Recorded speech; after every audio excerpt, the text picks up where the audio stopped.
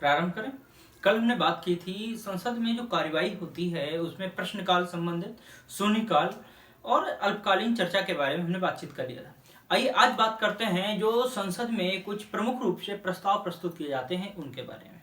सबसे पहले देखते हैं जो संसद होती है इसमें प्रस्ताव लाए जाते हैं। वैसे तो कई प्रकार के प्रस्ताव होते हैं लेकिन हमको सिर्फ उन प्रस्तावों को पढ़ना है जिनसे संबंधित प्रश्न एग्जाम में पूछे जाते हैं। तो प्रारंभ करते हैं। संसद के प्रस्ताव।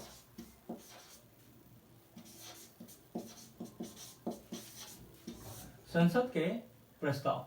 अब प्रस्ताव में जब हम देखते हैं कि सबसे पहला जो मोस्ट इंपॉर्टेंट प्रस्ताव है वो है स्थगन प्रस्ताव।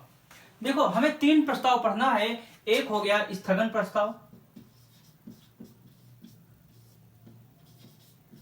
स्थगन प्रस्ताव, और दूसरा हो गया धन्यवाद प्रस्ताव, धन्यवाद प्रस्ताव। तीसरा हो गया ध्यानाकर्षण प्रस्ताव।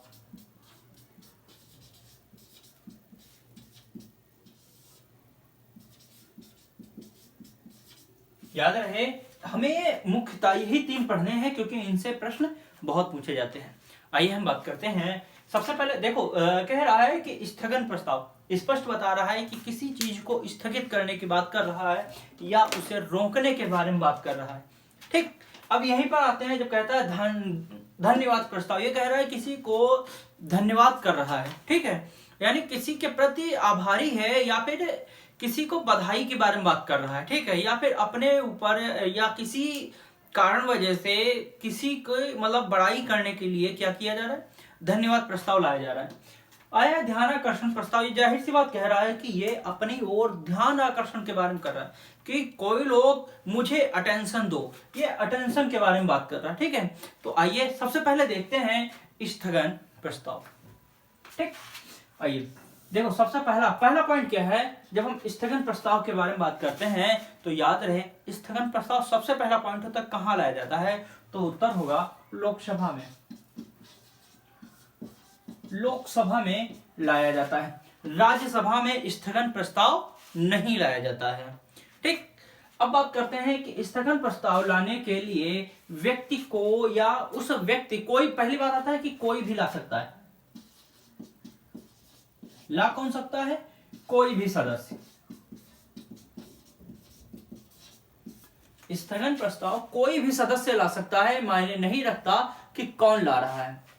तीसरा, जो सदस्य ला रहा है वो इसी से संबंधित हो ये आवश्यक नहीं होता है। राज्यसभा के अभिव्यक्ति ये ला सकता है परंतु राज्यसभा में स्थगन प्रस्ताव नहीं लाया जा सकता। कारण क्या है कि जो स्थगन प्रस्ताव होता है ये सरकार की निंदा से संबंधित होता है। सरकार की निंदा से संबंधित होता है। अब सरकार की निंदा मैंने कहा, एक और प्रस्ताव है जिसे कहते हैं निंदा प्रस्ताव। ठीक, एक अविश्वास प्रस्ताव है। अविश्वास प्रस्ताव हमने जब प्रधानमंत्री आपको बताया था तभी पढ़ा दिया था। अब बात करते हैं यहाँ पर निंदा प्रस्ताव की। निंदा प्रस्ताव को स्थगन प्रस्ताव से ही सम्मिलित करके देखा जाता है। जो निंदा प्रस्ताव है वो भी राज्यसभा में प्रस्तुत नहीं की जाती है। ठीक, आइए अब बात करते हैं कि स्थगन प्रस्ताव इससे संबंधित मतलब मामला क्या है। हम देखते हैं कि जो स्थगन प्रस्ताव होता है, हाँ स्थगन प्रस्ताव जो है सबसे पहले देख ले। जो स्थगन प्रस्ताव है याद रहे कि स्थगन प्रस्ताव जैसे कोई भी सत्र या संसद की कार्यवाही चल रही है। ठीक है, कार्यवाही चल रही है, उस कार्यवाही को तत्काल रूप से रोक दिया जाता है या फिर कह सकते हैं जो कार्यवाही है उसे अनिश्चित काल के लिए आगे बढ़ा दिया जाता है। अनिश्चित काल के लिए आगे बढ़ा दिया जाता है। ठीक, जो बैठक चल रही होती है उसे भी क्या कर दिया जाता है, अनिश्चित काल के लिए आगे बढ़ा दिया जाता है या फिर कुछ समय के लिए रोक दिया जाता है। परंतु किस लिए रोक दिया जाता है, कारण यह होता है, तो कारण क्या है कि लोक महत्व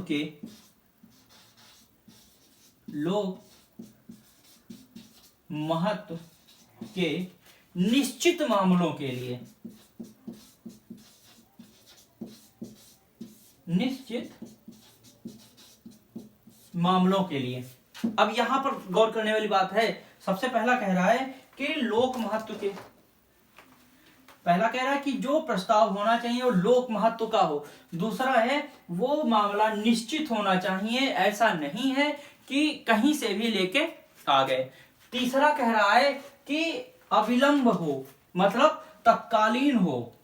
कैसा हो? तत्कालीन हो या अविलंबनीय हो।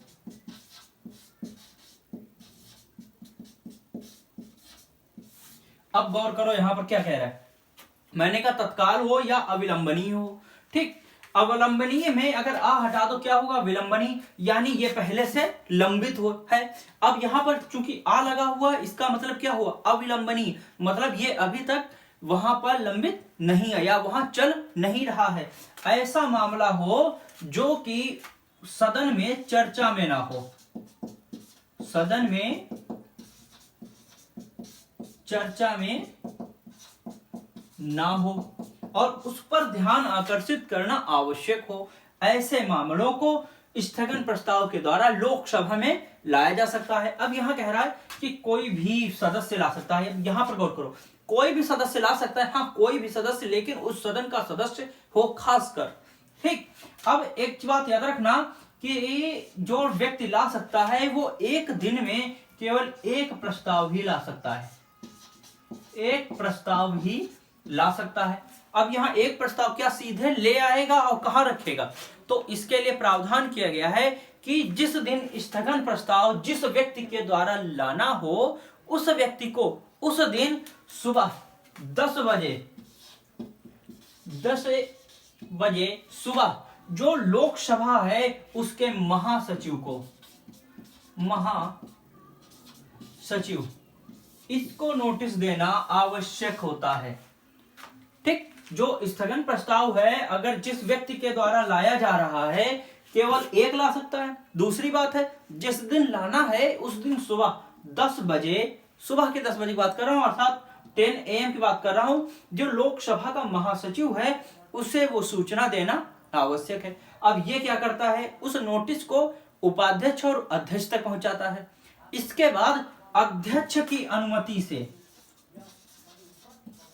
अध्यक्ष की अनुमति से जो स्थगन प्रस्ताव है या जो बात थी, जिस प्रस्ताव को लाया गया, जो मामला लाया गया है, उस मामले को सभा में उठाया जाता है। ठीक, और लोकसभा का जो अध्यक्ष होता है वही क्या करता है कि जो प्रस्ताव चल रहा होता है, जो मामला चल रहा होता है, जो बैठक चल रही होती, उसे तत्काल रूप से स्थगित करता है। वो चाहे कुछ समय के लिए रोके या फिर लंबे समय के लिए, अनिश्चित काल के लिए रोक दे। ठीक, अब बात करते हैं जो स्थगन प्रस्ताव है इसकी कार्यवाही का समयावधि कितनी होती है। तो याद रहे, तो स्थगन प्रस्ताव है इसकी कार्यावधि जो है वो है 2 घंटे 30 मिनट, अर्थात 2.5 घंटे, अर्थात स्थगन प्रस्ताव 2.5 घंटे चलता है, केवल लोकसभा में लाया जाता है।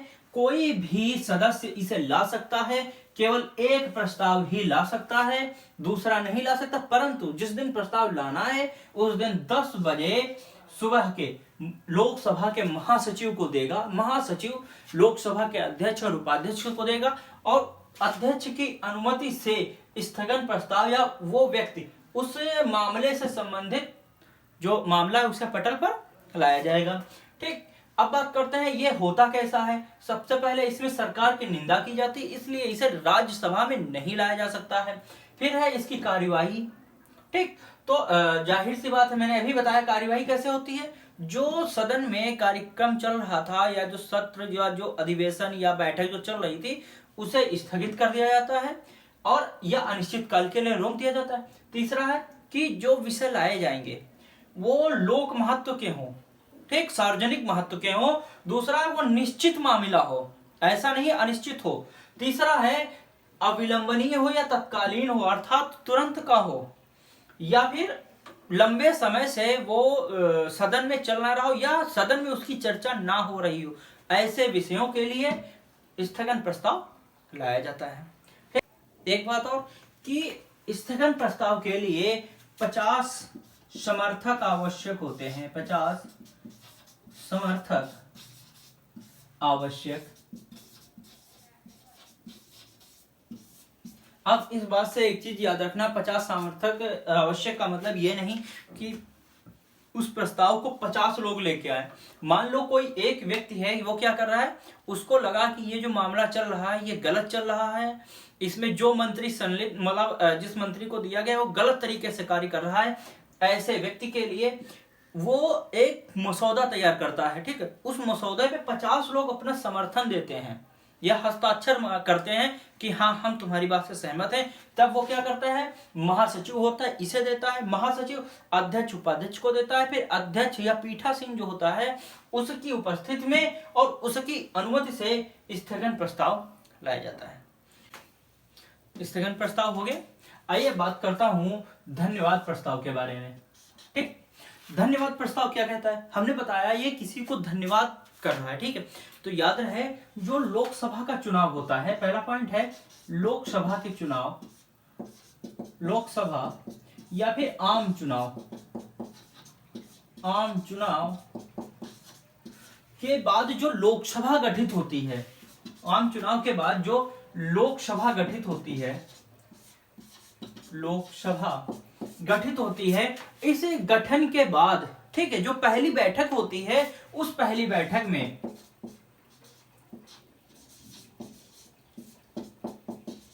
जो पहली बैठक होती है उस पहली बैठक में, अर्थात कहने का मतलब यह है कि जो सत्र चल रहा होता है, ठीक, तो जो सत्र चल रहा होता है, पहला सत्र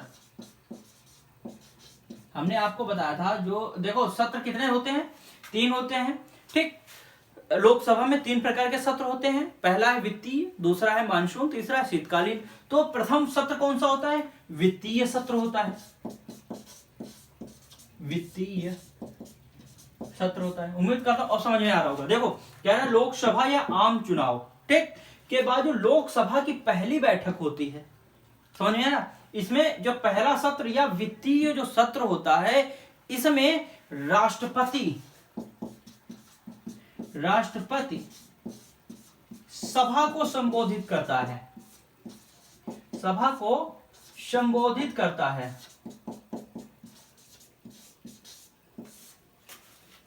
समझ में आया, पहले या लोकसभा चुनाव या आम चुनाव के बाद पहली बैठक में राष्ट्रपति सभा को संबोधित करता है। यह संबोधन पहला सत्र या वित्तीय सत्र में किया जाता है।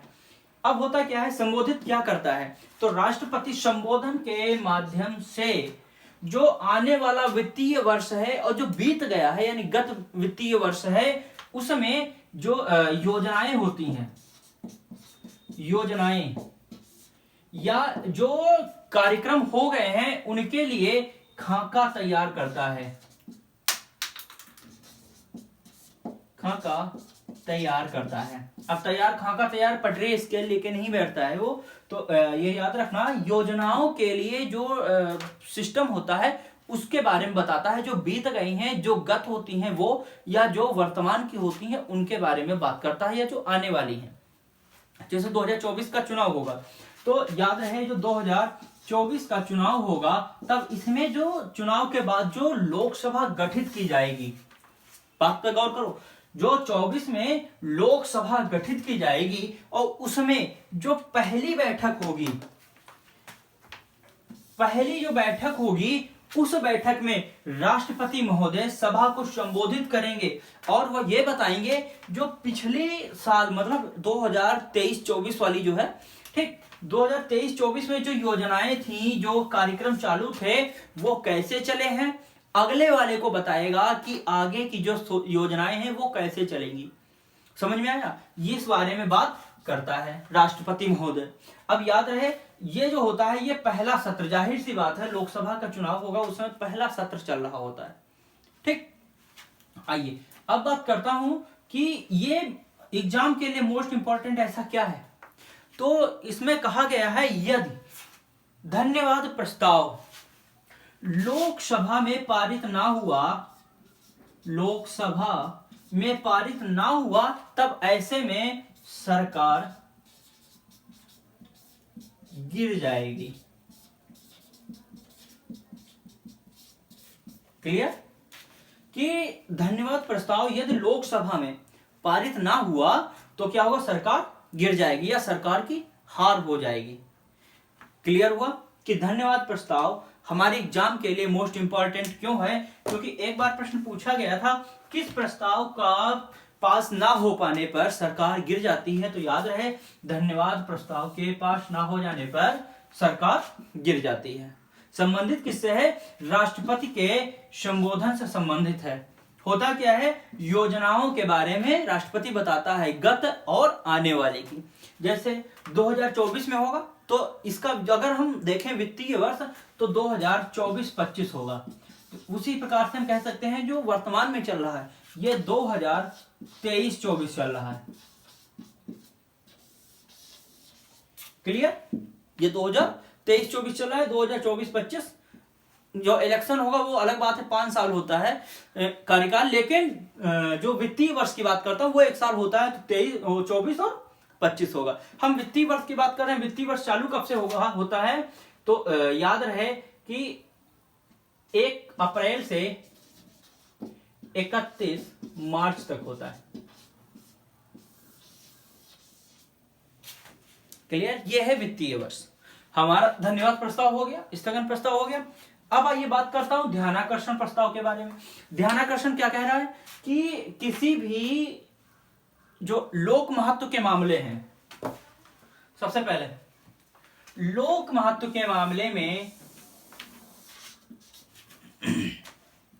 ध्यानाकर्षण प्रस्ताव में क्या होता है कि लोक महत्व का मामला होना चाहिए। ठीक। दूसरा है तत्कालीन होना चाहिए। ऐसे में, ठीक समझ में आया, प्रस्ताव लोक महत्व का हो, तत्कालीन हो, किसी भी सदस्य द्वारा लाया जा सकता है, किसी भी सदस्य द्वारा, किसी भी मंत्री के लिए, किसी भी मंत्री के लिए, मतलब मंत्री उस मंत्री से संबंधित होता है और जो व्यक्ति लाएगा वो उस मंत्री से उससे संबंधित प्रश्न पूछेगा, परंतु इसके लिए अनुमति किसकी आवश्यक होती है, तो लोकसभा अध्यक्ष की अनुमति, लोकसभा अध्यक्ष की अनुमति आवश्यक होती है। क्लियर?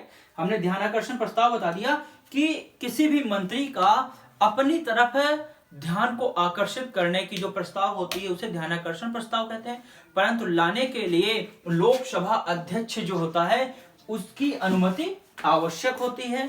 जो ध्यानाकर्षण प्रस्ताव होता है किसी भी मामले से संबंधित उसके मंत्री से संबंधित होता है। ठीक, होना क्या चाहिए, वो लोक महत्व का होना चाहिए, तत्कालीन होना चाहिए। प्रस्ताव ऐसा समय लाया जाता है जैसे कोई भी योजना चल रही है उस मंत्री के हवाले है, अब उसमें अगले व्यक्ति को लग रहा है कि ये सही से चला नहीं पा रहा है या फिर गलत चला रहा है या ये मंत्री इसके लायक नहीं है, ऐसे में वो व्यक्ति लोकसभा अध्यक्ष की अनुमति से उस मंत्री के लिए जो ध्यानाकर्षण प्रस्ताव सदन में ला सकता है। क्लियर हुआ? हमारी जो स्थगन प्रस्ताव, धन्यवाद प्रस्ताव, ध्यानाकर्षण प्रस्ताव, जो स्थगन प्रस्ताव है यही सेम होता है निंदा प्रस्ताव में। समझ में आया? तो हमने समझ लो निंदा प्रस्ताव, धन्यवाद प्रस्ताव, स्थगन प्रस्ताव आपको बता दिया है, और ये धन्यवाद प्रस्ताव, ध्यानाकर्षण प्रस्ताव, इसके अतिरिक्त हमने आपको जो बताया है वो अविश्वास प्रस्ताव है। हमारे जो जितने प्रस्ताव हैं कंप्लीट हो गए हैं, इनके अतिरिक्त अन्य कहीं देखने की आवश्यकता नहीं है। अब हम कल से प्रारंभ करेंगे जो कोर्ट है, तो हम सबसे पहले सर्वोच्च न्यायालय समाप्त कर दिया जाए। अब सर्वोच्च न्यायालय हट जाएगा तो संभवतः है हमारा संघ सरकार की जो पॉलिटी है एंड हो जाएगी, फिर स्टेट पे आ जाएंगे। स्टेट के कुछ चैप्टर हैं, कुछ दिन चलेगा, लगभग सप्ताह भर। ठीक, उसके बाद हमारी पॉलिटी समाप्त हो जाएगी, फिर अगला जो चैप्टर या अगला टॉपिक होगा उसे प्रारंभ करते हैं। ठीक है, फिर मिलते हैं कल सुप्रीम कोर्ट के साथ। तब तक के लिए जय हिंद।